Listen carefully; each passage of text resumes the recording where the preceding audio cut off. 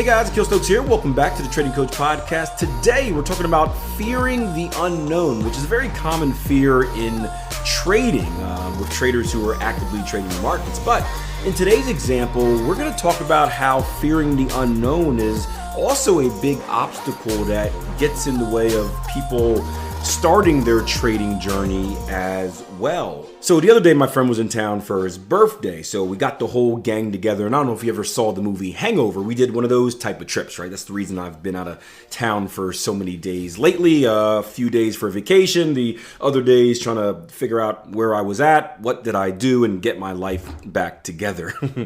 Just kidding, of course. But the other day, I was talking to my friends and whatnot, and we were just catching up on some stuff, and I got a friend who has been very successful. He is happily married. He's got 2 beautiful children. He is a manager at his job, and, you know, it's a good life. However, like many good lives, there's always a sacrifice. There's always a give and a take to everything we do. It's funny because, you know, people tend to see people from the outside and only judge them on one thing, where it's like the must be nice type of people, where it's like, oh, you work here, you drive that car, must be nice, but they don't see what it took to get there, or, you know, vice versa.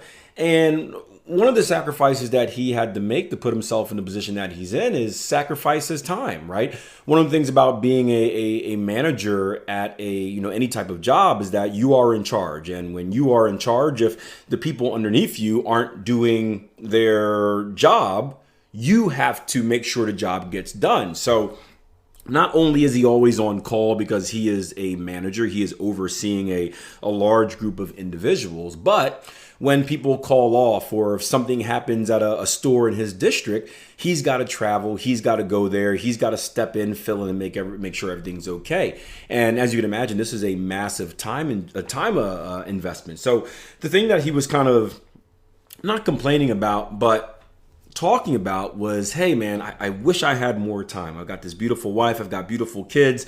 There are all these things I'd want to do, but I feel like my life has become work, home, sleep, and there's very little time to spend with them. And he's like, Akil, that's why I kind of envy what you're doing. And not envy like in a jealous type of way, but like I appreciate what you're doing, because with the trading stuff that you do, you have freedom of time. You know, for example, the other day, my youngest had park day at his school, where, you know, my wife is like, hey, you know, he has park day. I got this meeting she had to go to. Like, can you meet Cameron at a park at 10 o'clock in the morning? And I'm like, yeah, sure. Why not? Right? It's my schedule. I can do whatever I want. So I was able to do that. And I don't pull that card often, because there are things that I have to do for the trading business, right? But understand that I do have the freedom to, if I want to make a decision like that and spend time with my kid midday, I can.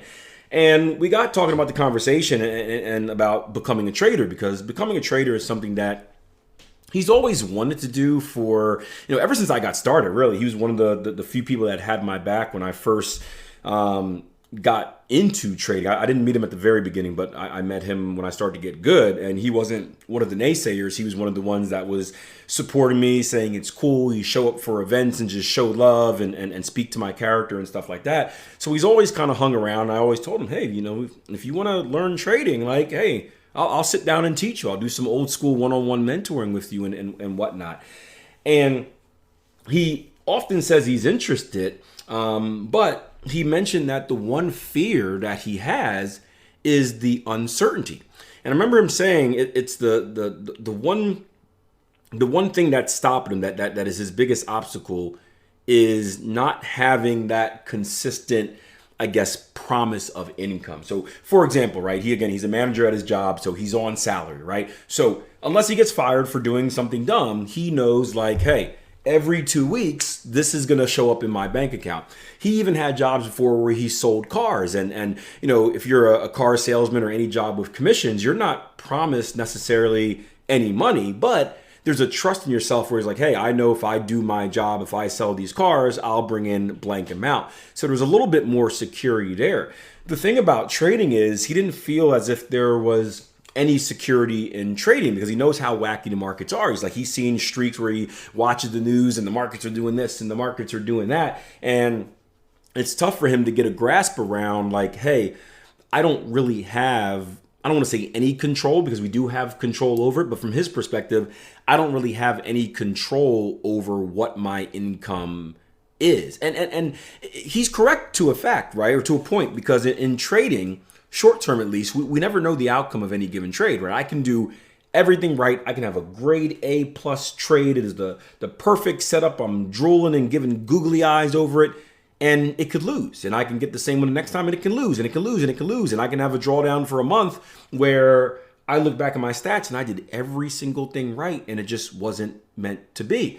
And it's very tough to deal with that mentally because it's hard to do everything right and still be wrong, right? Imagine like you're playing, right? Insert usual sports reference, right? Imagine like you're playing a game and like you're getting destroyed by the other team, and your coach is like, you're like, coach, what can I do to get better? What did I did wrong? And you're like, hey, you're doing everything right. Like it's defeating because like, oh, well, I'm doing everything right and I still suck. Like it's hard, but it's also hard from a financial perspective because when you don't have that money coming in, especially if you need that money to pay for bills and whatnot, that starts to take away from your basic needs, right? The whole pyramid, whatever like that. And then you carry unnecessary stress, and then you become animal brained and you think short term, and it starts ruining other aspects of your life. So what I was telling him is that, I guess a misconception about trading is that, and I feel kind of hypocritical because I did this. Like, so I quit 3 jobs. For you guys that don't know my story, I was working 3 jobs and going to grad school. I was kind of dilly-dallying around the trading thing because I was making like $30,000, which was more money than I've ever seen in my life. And I don't really spend anything. So I never really had a urgency or desire or need to be successful because I wanted to be successful, but every time I would mess up and do something dumb, I'd just be like, I'll just reload the bank account or the trading account next week and try it again.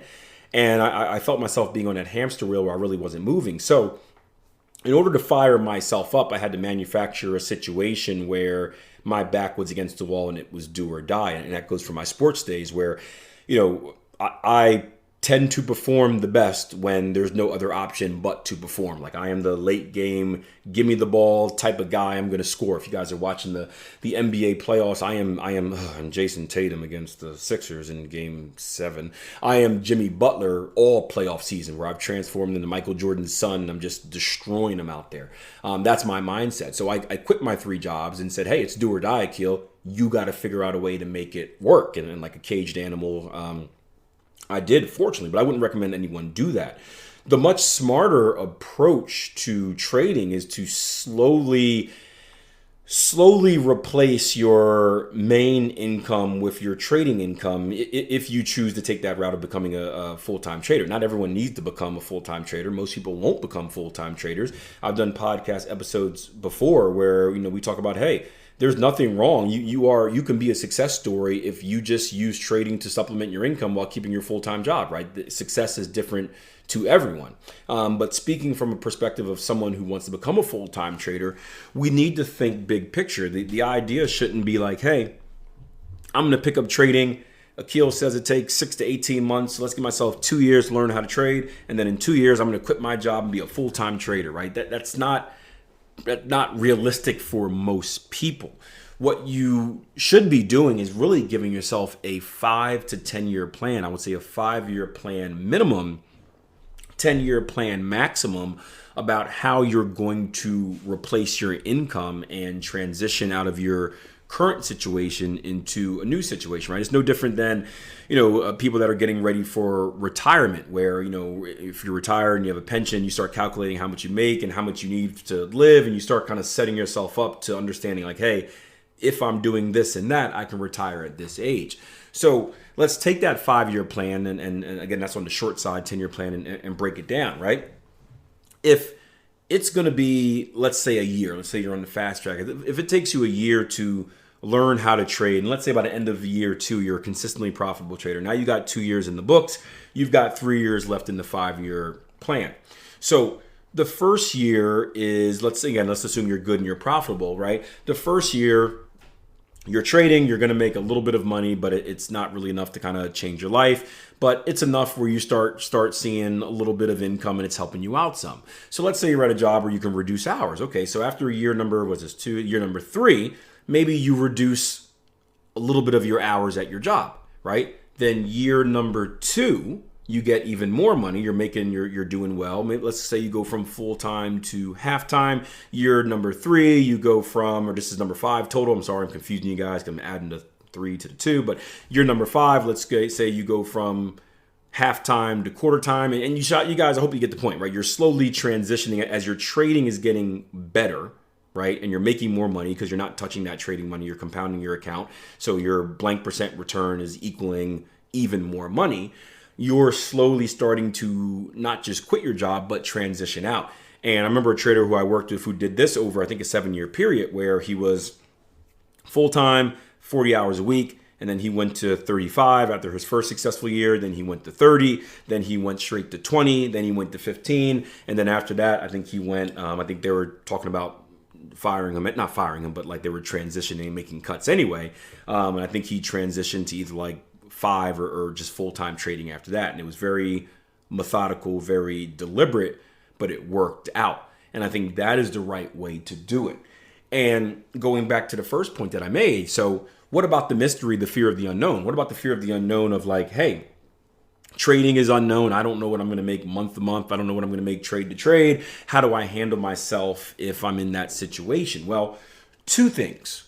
One, by the time you become a consistently profitable trader, right? Although we don't know the short-term results, we start to have a pretty good idea of what our long-term results will be, right? And I can tell you this from personal experience. I've been trading 16 years now. I want to say successfully for 2009-ish? 9? What is this? 23? So successfully for, I don't know how many years, 14 years now, successfully.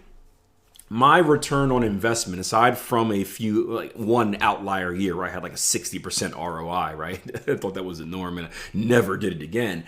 But I am pretty consistent in my returns, meaning that on a annual basis, I can pretty much pencil in how much I'm going to make just because it's been consistent. Now, the path to making it has been different, right? I've had years where I've had crazy starts to the year and then just like simmered down after that. I've had years where I had horrible starts to the year and caught fire in the summer. I've had every single type of year you can think of, right? So I don't know when it's going to come, but I know that when the dust settles, I should make blank amount. And knowing that allows me to prepare in advance, right? And this brings me to the second point, right?